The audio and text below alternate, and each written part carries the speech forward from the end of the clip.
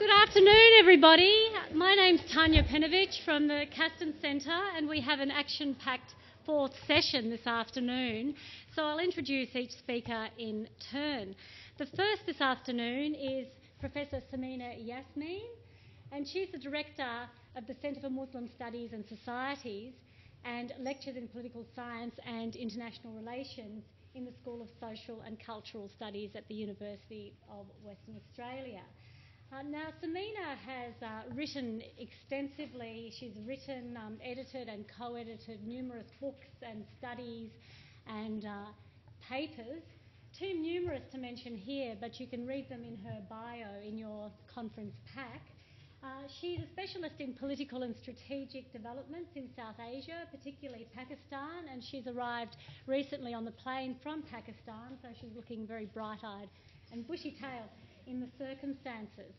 She's also a specialist in the role of Islam in world politics and citizenship among immigrant women.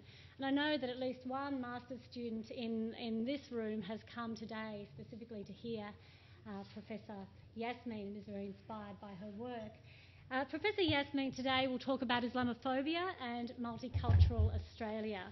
So if you could welcome her.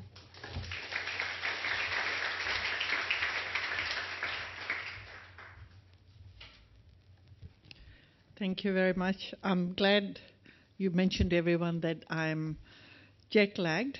My idea was that I was going to arrive from Pakistan at 1 a.m.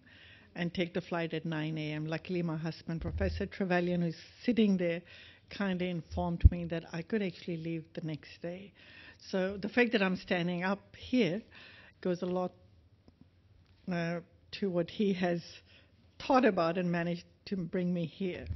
But having said that, I'm very grateful to the organizers for inviting me, because I think it's the topic. As soon as I was asked, I just couldn't say no. And that was really what kept me going, even in Pakistan, to say, no, I have to be on the plane to be there for, not because I think I have a lot to say, but I think from what you'd say, probably I'll learn a lot. Now, let me start talking about Australia and multicultural Australia and Islamophobia by giving you first a sense of what I think multicultural Australia, multiculturalism is all about. Or let me just focus just on multiculturalism and how do I look at Islamophobia, the relationship between the two of them, and then see how does it work in Australia and the extent of it and how do we deal with it. First of all, what do I mean by multiculturalism or multicultural identities? I think there's a lot of discussion about multiculturalism. Some people actually argue that it's a concept that needs to be put away. Others are very supportive of that. For some, it's a simple ism that needs to be followed, and others criticize it precisely because it is an ism. I look at multicultural interaction. Even though I accept the word and I often use it, multiculturalism, I think what we're really talking about is a situation in which people from different backgrounds, religious, cultural, racial, or even educational, economic backgrounds, they all come together and they learn from each other. It's not a state that we straight away come into just because we happen to be from different backgrounds. It's a learned state where different people who come together, they learn from each other, they interact with each other, and in the process of interaction, they actually learn about and identify the spaces in which there may be differences and the spaces in which they can work together. It's a lived experience. So multiculturalism is not just an ism. It's a reality of our human existence. And the reason why I'm saying it's a reality, I don't think it's time-bound, it's not area-bound. If we look into the human history, people have migrated from different parts of the world and settled into other areas where they have had to deal with different people. And again, it's not just simply in the West. This migration took place in the East, in the Indian Ocean region, in other parts of the world, and brought people together where, whether or not they liked, they had to learn from each other. There was a process of cross-pollination of ideas, cultures, norms, systems, even the names that people took on. So multicultural experience, multicultural identity, I think, is not new. It's not an issue for Australia only. It's an issue that I think humans have dealt with since they started moving. And from what I believe, even though I'm not a scientist, that this movement started very soon after the first human beings came on this earth. Now, what about Islamophobia? I think anyone who's done any little work on Islamophobia would know that the terminology started in Britain in the 1990s when Runnymede Trust actually introduced this idea, even though it was there used initially by other people, but they popularized it. And they basically said that Islamophobia is a way of looking at Islam and Muslims in which Muslims are given negative attributes. So instead of looking at Muslims as part of the society, they're identified as being aggressive, non-compromising, different. They are the other. There's a phobia about Islam, and hence it extends to Muslims. Islamophobia, from Runnymde's understanding, and I think it's been borne out by research done by other people as well, actually has an impact on how people relate to each other, because it not only, it doesn't just simply stay at the space of how people see others, but it also extends to how people interact with Muslims. And so from their point of view, Islamophobia has an impact on people, Muslims and non-Muslims as well, because it changes their perceptions, but definitely on Muslims in terms of how they operate in public space, their access to employment, and their ability to feel that they're part of the system, the sense of belonging, which is at the heart of any idea of citizenship in any society. And they also point out that Islamophobia isn't just simply limited to the generation that experiences it. In fact, it has generational impact. So a community which is exposed to Islamophobia of Muslims and non-Muslims carries those ideas beyond the first generation, and it impacts on how both the Muslims and non-Muslims later on relate to each other.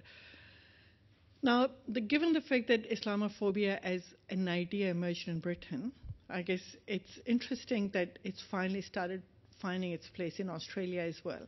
Again, it's not very new in Australia, but I think the currency of the terminology has definitely increased in the last 10 to 15 years. Now, what I would like to do is, first of all, look at the fact and say, to what extent we've really seen presence of feelings critical of Islam in Australia, or the sense of othering Islam or Muslims in Australia, and is it a new phenomenon? A lot of very good research has been done around the country and overseas, but most of that research actually tells us that even though Muslims have been part of Australian scene definitely from the second half of the 19th century, and others argue even before that, the reality is that from the very beginning, Muslims were seen as the other, but not necessarily because they were Muslims, but because they were different. In a context where the white Australia policy was seen as being the norm, or even the sense that whiteness was privileged over non-whiteness, Muslims, especially those who came from South Asia and were wrongly named as Afghans, but really came from the part that is now Pakistan, they were seen as the other because of their very exotic ideas and behavior and the fact that they were opening the interior of Australia, but they were still the other. But the extent of them being treated as the other wasn't just simply because they were Muslims, because they were different. They were like all other who were non-white in Australia. In Australia, as the number of Muslims started increasing in the 20th century, we see this sense of Muslims being the others started sort of getting a bit stronger, but still not to an extent that you could talk about it as in terms of Islamophobia. I think once the White Australia policy went and the number of Muslims started increasing in Australia, then views critical of Muslims started emerging, and especially after the 1990s, when the number of Muslims who started coming into Australia increased at a very fast pace, with different states, especially Western Australia, registering a large number of immigrants into the country. The sense of Muslims being the other and bringing a different way of being into Australia started emerging. It's really at that time that I think we start observing anti-Muslim feeling, but to a limited extent. The research that we did at the University of Western Australia in the 1990s about settlement needs of Muslims actually indicated to us that there were some Muslims, but not a lot of them, who experienced the sense that Muslims were the other. and they were not part of the Australian multicultural scene. And one picture that I often remember in my head is of this young woman who apparently was very slinky and very nicely dressed, once mentioning that she is a Muslim, and somebody turning around and saying, "But you don't look Muslim." So there was this sense that you had to look Muslim to be seen as a Muslim. But those who looked Muslim also reported to us that if they went to rent a house, the fact that they were wearing hijab was straight away told that the house had already been let out. Others didn't have access to jobs. But the number of those cases that we recorded in our research was relatively limited. Most of the Muslims who came in, they had other problems, and especially men had more problems, and that's where my womanhood comes into play. But men had more problems in terms of being in Australia and focusing on a Muslim identity. But women had problems like settling in, which I think was similar to any other community. It's really in post-9/11 era that we see that the sense of criticism of Muslims, what we could equate with somehow Islamophobia, has really started increasing.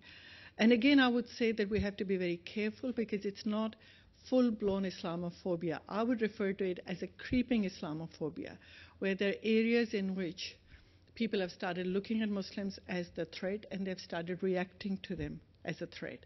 But again, the extent to which all Muslims are subjected to that is really limited, and we need to be sure that when we accept the fact that Muslims are being treated differently than they were before, we do not go to an extreme where we try and create a story that doesn't exist. But let me talk about the story that does exist. The story that does exist is that from 9/11, given the fact that Muslims were, or Muslim militants were identified as being responsible for it, with Osama bin Laden as leading the Al-Qaeda, the reality is that Muslims around the world were being seen as and portrayed as the terrorists. You didn't have to be a terrorist, you just had to be a Muslim. And when I personalize it, and I often talk about that, I found a very strange change in my own identity. Until then, I was always identified as Samina Yasmeen, who comes from Pakistan and still wears Pakistani outfit. Suddenly, I was turned into Samina Yasmeen, who is a Muslim. And my Pakistani identity, or whatever else I did, suddenly got subsumed in that. I think it was a positive thing probably for me, because until then nobody really had a sense of what religious background I was from. But if you extend it to others, certainly those people who were Australians or immigrants into Australia were seen as being Muslims. And Muslims not in a positive sense, but in a negative sense. Now, this identification wasn't just simply in terms of identification. I think it's also had impact on how Muslims are treated.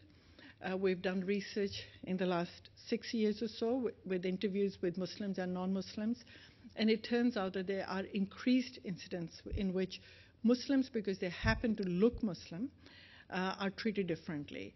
There are cases of women, one especially I can share with you, a Turkish woman who had lived in Australia for years. Her children were born here, they grew up here, but she said that somehow she was there in the area and somebody just dropped things onto her for no reason, just because she was wearing hijab.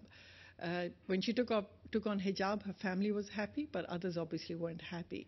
There were other cases where they were denied access to their positions, more so than was the case in the past. I'm drawing on our research in terms of Muslim and non-Muslim inclusion and exclusion to actually point out that when we look at the sense of Islamophobia in a comparative sense, mainly by focusing on Western Australia, but I can guarantee that it's been replicated elsewhere, what we see is that there's a definite change, an increase in the sense of Muslims being identified as the other.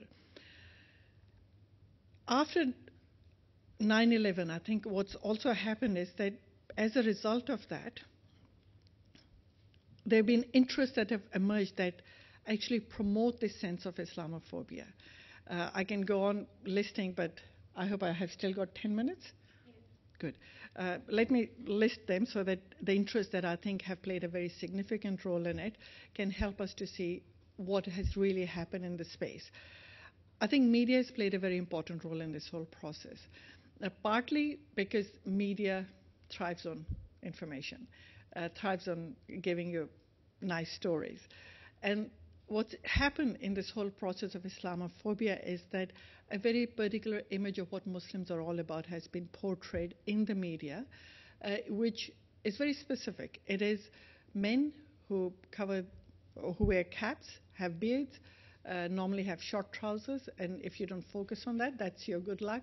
Women basically are the signifiers of Muslim identity. They wear hijab. And what's interesting is that this media's promotion of portrayal of a Muslim identity has created the space for Islamophobia. If you can clearly identify what a Muslim looks like, then you can say that is the person you don't want in your society because they are the ones who are the terrorists. And again, sadly, but I think probably in an unintended manner, the government institutions and other institutions also, sometimes coming from a very positive space to say that they are in fact including Muslims, took on those images. So instead of saying, because they are the ones, they are the terrorists, they took on the same images to say, they are Muslims and they are part of us. In that whole process, what they did was that they excluded the majority of Muslims who actually do not fit that group. Not all the Muslim women wear hijab. Not all the Muslim men have long beards. Not all the Muslim men have caps on their heads. But in that whole process, I think what's happened is that a particular image of Islam and Muslims has been created, and which has become the site for criticism and Islamophobia. In addition to media, and I think again before I move off media, media has learned and picked up stories from international scenes and they have presented them here. But in addition to the media, I think the leadership has also had a role to play in it. For political reasons, after 9/11 you could understand that, but I think after that Howard government played a role, unintended, because it did also created Muslim community reference group, but it actually definitely played a role in promoting this sense of Muslims being the threat. And after 2005 London bombing, I think this Muslim or Islamophobia really has extended to the idea of homegrown terrorism. What does it do? The fact that Islamophobia has increased, what does it do to multicultural Australia? What does it do to the Muslims? I think what we have to think about is that as Islamophobia has increased, but not really to the full-blown extent, there's certain things have happened. One of them is that the Muslims who, even if they don't fit the traditional portrayed mode of being, have felt that they are the other. I would share one story with you, which hopefully would clarify what I'm trying to say. A few months ago, one of our very famous speakers around the world, Ayaan Hirsi Ali, came to Western Australia. There was a lecture by her in one of the one of the schools, and there were 2,000 people there. Apparently, it was one of the best sold-out events that you could ever think of. And there was one Muslim woman there. There were lots of others, including one Muslim husband of mine, because I wasn't there, and he was there to see exactly what's happening, and as a Muslim in the whole picture. But the reason I'm sharing this young woman's story with you is that she is a 6th or 7th generation Australian. She's descendant from the family that came to Australia in the second half of the 19th century. Sitting there, she said, Ayaan Hirsi Ali said things about Islam, which was her view, but anything and everything that was anti-Islam or Muslims was applauded. But there was one woman who stood up, another Muslim woman, who wanted to say something, and everybody hissed or turned towards her as if she wasn't saying what should have really been said. That young woman, who wasn't the one who had stood up, said, and she has said it on few occasions, it's the first time I've felt excluded. This is a 6th, 7th generation young Muslim Australian who today feels excluded, even though she's been grown up here. She's more Australian than I think one could think of. Maybe one can't be more or less Australian, but she is Australian. But for her to suddenly find herself to be the other and not to be part of the community, I think is an indication that given what's happened since 9/11, Islamophobia or creeping Islamophobia has introduced an element of exclusion among Muslims. Muslims feel excluded. Now, what does it do to multicultural Australia? I think what it does to multicultural Australia is that it weakens the terms on which all citizens can participate in the society as equal human beings. If we look at what's happened more recently since February 11th, 2011, when our present government introduced a new policy or reissued a policy under the term People of Australia, the fact that the policy, the speech that accompanied the policy acknowledged that not all Muslims come to Australia to change Australia, they come here because of Australia, what we found was that suddenly there's a lot of more criticism of Muslims. Suddenly Muslims are being excluded from even the agenda of a multicultural Australia. It's okay to have a multicultural Australia, but it's not okay to have Muslims in there because they pose a threat. What it does to Muslims, and I think is something that we have to accept and probably work with that, what it does to Muslims is that it denies them the right to feel safe. I think that is a human right. It's a right to be recognized, accepted as equal. It undermines indirectly or directly, therefore, their space in the society, which we hope would remain a multicultural society, because that's the trend in which we're going. That direction that I think that's emerged in terms of negative impact of Islamophobia, despite the focus by the government on multicultural Australia, has drawn attention to other elements which I don't want to go into, but we can discuss that. The Sharia debate, whether or not we have to introduce Sharia in Australia. I can share my views on that with you, but I know that Chair is going to tell me that I have to stop very soon. I think there's serious problems about that, but we can talk about that later. The second one that has really drawn attention to is the burqa debate. Again, it's very interesting that burqa is not worn by a lot of Muslim women in Australia, but because it's a debate that's emerged outside in Europe, it suddenly brought its effect even in Australia. So while nobody thought about burqa until very recently, suddenly there are different discussions being held. Again, to share my little experience in Western Australia in Perth, there's a statue close by to our university, and every now and then people actually, students especially, they put different clothes onto that statue. So as you drive past Swan River, you can see that statue into different things. Until a couple of years ago, I had this great idea that I'll buy a burqa in Pakistan and get some student to put it on. As the burqa debate raged on in Australia, I've suddenly realized, courtesy again of my dear husband, that if I did that, what would be identified with? Or what would be identified as? One, I'm supporting burqa, which I definitely don't do. And two, actually, that's another possible interpretation. I question the right of the rest of the community to say burqa is not the right thing to do. Either way, I'm doomed. So if I go ahead with my great idea of getting students to put burqa on that statue, you can bet that my situation would not be very comfortable. But I think what I do want to draw attention to is that this focus on creeping Islamophobia has affected the way people can practice their culture in Australia. It has, even if the incident isn't that high, it has denied some Muslims who do practice that the right to feel that they're equal citizens. Now, is it only the responsibility or the action of the wider community? In the last few minutes, what I would point out is that it isn't, because again, what our research tells us is that while the wider community does focus on Muslims as being the other to a greater extent than has been the case in the past, the reality is that the Muslims, or some of the Muslims, have a greater sense of being the other than the wider community has towards them. So their sense of being excluded is higher than the level of exclusion.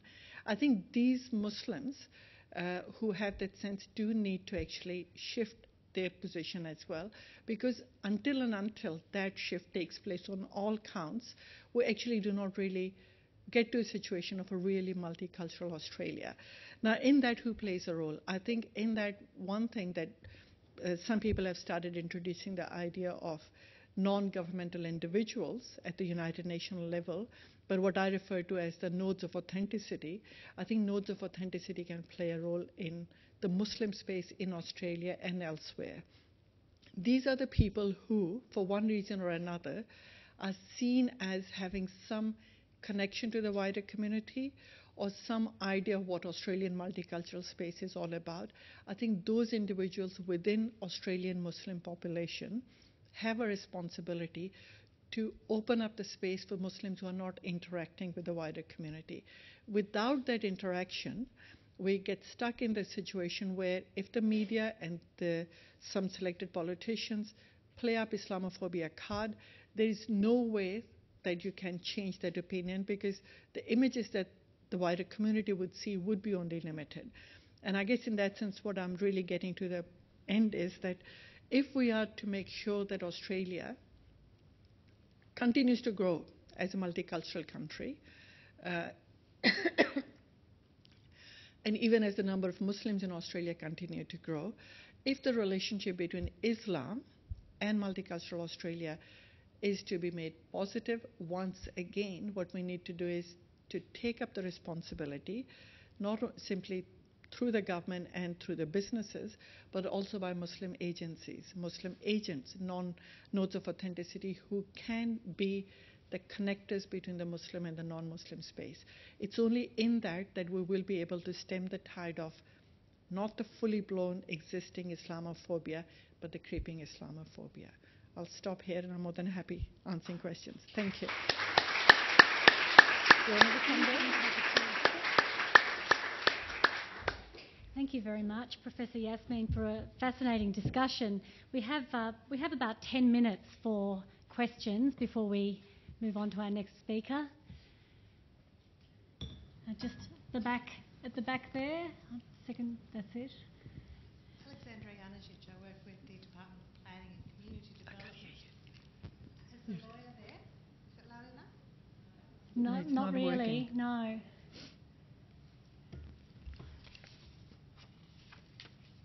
I'll shout. As a lawyer, I work with the Department of Planning and Community Development. The legislation I work with is the Aboriginal Cultural Heritage Act, where we look after and protect Aboriginal cultural heritage. And the concept of cultural heritage is now quite well known and starting to be a lot more recognised in Australia. One of the other new concepts, though, that has recently come under discussion is the concept of cultural safety. And I wonder whether, Professor Yasmeen, you could comment on that, and whether you've come across that, particularly in the area of the Muslim community. Well, I haven't really come across the concept as such, but I think I hope I'm getting it in the sense that it's emerging, is that when we come into a multicultural space and we have certain ideas of what our culture is all about, and even among the communities that are the in-community, those ideas could differ. You need to feel safe enough to be able to practice your culture so that you can actually focus on other issues that are more important in life. Because I think, having literally come from Pakistan, sort of less than 48 hours ago, I'm very aware that it's safety, it's how we feel comfortable and protected that really gives us the space to actually focus on other issues that we need to deal with. The cultural safety issue in a country like Australia, but even in other countries, I think is very significant. We do need to ensure that people feel confident enough to give an expression to their cultural views.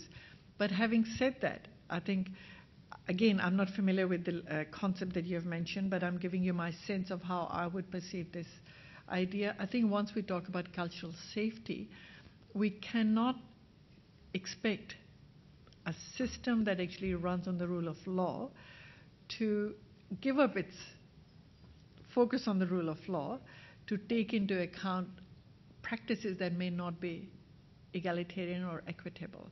If cultural safety extends into violating human rights of some people, then I think it needs to be really looked at. But if cultural safety means being able to express what you are or who you are without compromising the society in which you're operating, I think it's a right that you can't really deny people.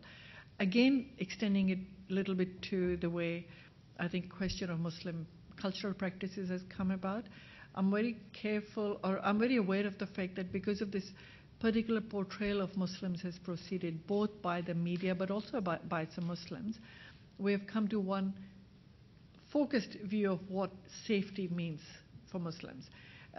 To give you a sense, cultural safety for a woman wearing hijab would be that she should be able to wear a hijab.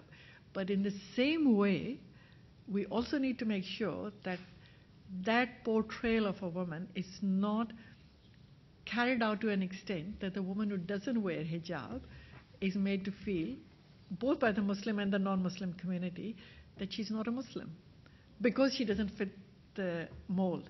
So the notion of, I think, cultural safety is something that I'm fully for it, but I think we need to be very careful of the inherent dangers in giving one fixed definition. I don't know if that answers. Okay. Just on the right-hand side, gentleman in the black. Sorry. All right. My name's Michael McDonald. My question goes to the experience in Australia over the last, say, 30 years, where the Muslim community has sought to build mosques or schools, and just about in every community where this has happened, there's been considerable political angst. So my question is, why aren't we learning to do this better and respond to what I think are legitimate human rights needs, that is to have a place of worship, and in doing so provide security for that practice of religion, which can then be separated out from other concerns that people might have about that community. Yeah. Well, I guess that goes back to the sense of Muslims being the other that I think I was talking about. It's interesting that if we look into Australian landscape, different cities, what turns out is that there are lots of places where we do have mosques. You know, in small towns you would go and there'll be a mosque, because when the Afghans were opening up the interior of Australia, wherever they stopped over, where, you know, they would stop on a longer time basis, they would build their mosques. And that was not an issue. It wasn't as much of an emotional issue or a political issue as it has suddenly turned out to be. In the same way, if schooling, if we take it into, not in the terms of the formal schooling, but if we think of schooling as education of Islam and others extended to students through the mosques, that's not a new phenomena. And it happened, even based on our research in the 50s, 60s, mosques were the site of the schooling being extended to the children. I think because suddenly Islam, or the concerns about Islam and Muslims have increased, as you said, in the last 30 years, but definitely in the last 10 years or so, mosques and schools are being portrayed as the sites where exclusionary attitudes are promoted. So part of the reason why these debates are current, it suddenly becomes a very vexatious issue, is that those who promote these ideas and say there's a mosque being built or a school being built and it's posing a threat to our society, they build on this anti-Muslim sense. And given the fact that a lot of people don't like changes, I mean, the area that I live in, every time there's any idea of any change, I react to that. And I think it's the same thing that applies to others as well. That feeds into anti-Muslim feeling, and the anti-Muslim feeling builds into the anti-non-Muslim feeling among the Muslims. I think the way we need to actually learn to do it better is to ask the question that would we not extend the same facilities to other faith-based groups? And if we would, why would it be that we would focus on Muslims as being somehow more threatening? But also, I think the Muslim community also has to learn, and I constantly say that the burden of responsibility isn't always totally on the wider community, it's on the Muslims as well, to actually engage and sort of negotiate with the communities in which they're trying to build these places. With that, I think the other bit that we also need to make sure is that, particularly with schools, we need to make sure that the ideas that are communicated are such that the children who grow out of these schools, they tend to focus on being Australian citizens rather than only Muslims. And I'm aware of a lot of schools that are doing that, but I think those that don't, they need to do that too, because that indirectly also feeds into the sense that somehow the schools and the mosques are the seats of exclusionary attitudes vis-a-vis the wider community. I don't know if that... Yeah, thank you. Thank you. But I think political leadership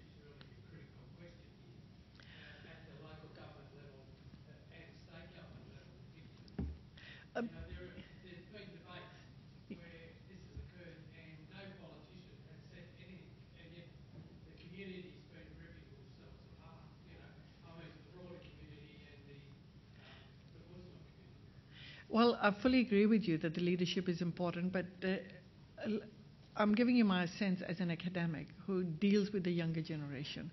I think ideas come into the societies not necessarily because some politicians give those ideas. Sometimes they've been in the system and suddenly they come up to the surface because there's an issue that's come up.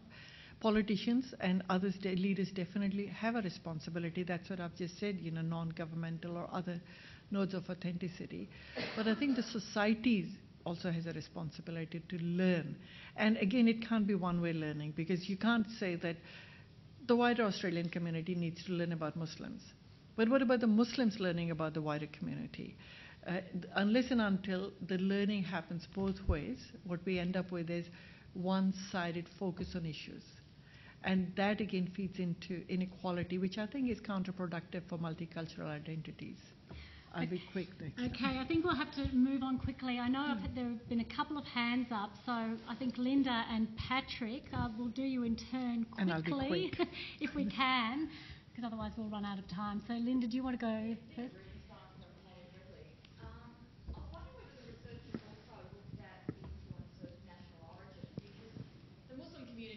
As you know, is not homogenous. It's diverse. Some Muslims come from predominantly Muslim countries, Turkey, or more recently from Iran, Afghanistan, and so on. Others, like the large Lebanese immigration we had, some are Christian, some are Muslim. Most of those here, I think, from the subcontinent would not, in fact, be Muslim. I might be wrong, but I think that's probably right. Unlike perhaps the UK. People from the Horn of Africa, again, some are Muslim, some are not. If they don't wear a hijab, or sometimes their dress styles are in fact similar, irrespective of religion. So if you looked at the different experiences of those national groups and how religion intersects with that. Well, because the large number that we conducted interviews with, qualitative interviews, we had to focus on as many groups as we could. But once you divide them into regional groups, I think the sample becomes small. So I would answer that question, but with the caveat that it's not something that we can definitely say that if we were to do a full-blown research on, say, Afghan community or Horn of African communities or Pakistani communities, the same answers would come up. But I think definitely the cultural experience of Islam in the country of origin shapes how people view their Islamic identity in Australia. But the other phenomena that we have come across, and again other people have talked about that as well, is the greater interaction with information that exists around the world in non-Muslim, Western liberal societies where Muslims are in majority, but even in other areas. So Muslim countries and non-Muslims.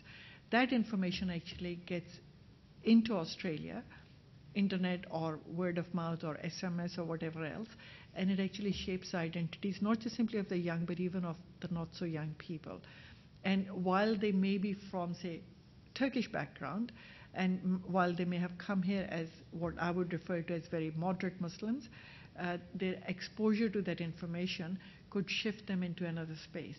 And we've seen that phenomena happening even from Muslims in South Africa, Turkey, Pakistan. There have been shifts that have happened within the national groups. So I think while nationality to some extent is a determining factor, how that gets experienced here and how the information is constantly given to them also shapes their views on what it means to be in multicultural Australia. Okay, Patrick. Was that shorter than? Yes. Okay. Yeah. This one perhaps even shorter because we're running out of time. I've read it suggested that, and the contrast has been, I've read, drawn particularly between Australia and the United States, that in comparison to the United States, Australia doesn't have a strong civic conception of citizenship, which is distinctive from a generic kind of Anglo-Irish mainstream culture. And you might think that's reflected, for example, in facts about Donald Bradman being on the citizenship test. So do you think there's any truth in that notion, and that that's a feature of Australia that can give us particular issues about creating the space for the multicultural meeting? Now, maybe it's my bias against constantly comparing Australia to America or picking up ideas from there. That's at the heart of what I'm going to say. But I think we need to understand that how Australia operates is very different from how America operates. Even the place of religion is very different. In Australia, it's part of the system, even though it's not fully identified as part of the system. In America, the government moves out of the space and lets the communities deal with that. And so that's where they start talking about their American identity, which is separate from whatever else other identities that they have. I think when we talk about Australian citizenship, we definitely need to focus more on that. But when we talk about Australian citizenship, I don't think American citizenship is the model for that. Because given what we have recently observed, even there are fissures that have appeared that we haven't really thought through. And in fact, once they appeared, despite being the discussion of everything, God, democracy, and everything else, I think they can be quite serious. So my sense would be we in Australia need to work through our idea of what it is that, what place do we want to give religion?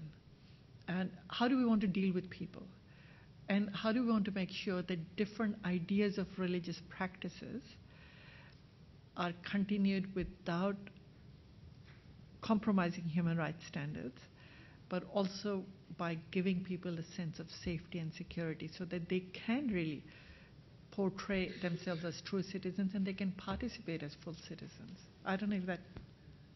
Yeah, thank you. Okay, I'd like you all to join with me in thanking Professor Yasmeen. Wonderful discussion.